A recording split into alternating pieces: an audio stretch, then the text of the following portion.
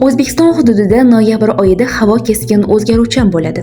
Mutaxassislar ma'lumotiga ko'ra, bu oyda o'rtacha harorat oktyabrga nisbatan 6-9 darajagacha pasayadi. Ayniqsa shimoliy va cho'l hududlarida sovuq kuchliroq seziladi. 3-noyabrdan boshlab mamlakatga sovuq va nam havo kirib keladi. 3-5 noyabr kunlari ayrim hududlarga yomg'ir yog'adi. Tog'oldi va tog'li hududlarda yog'ingarchilik qorga aylanishi mumkin. 4-noyabr kuni ayrim joylarda kuchli yog'ingarchilik bo'lish ehtimoli bor. Bu kunlarda havo harorati sezilarli darajada pasayadi. Kechalari -3 darajagacha, shimolda -5 darajagacha soviydi. Kunduzi esa +5, +10 daraja atrofida bo'ladi. 6-noyabrdan boshlab hafta oxirigacha respublika bo'ylab yog'ingarchiliksiz ob-havo saqlanadi. Ba'zi hududlarda kechasi va ertalab tuman kuzatilishi mumkin.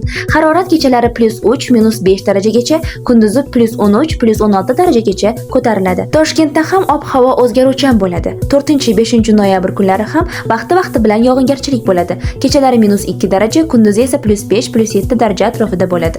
Hafta oxirida esa havo biroz iliqlashib, kunduzlari +10, +13 darajagacha ko'tariladi. Noyabr oyida harorat kunlariga qarab tebranishda davom etadi.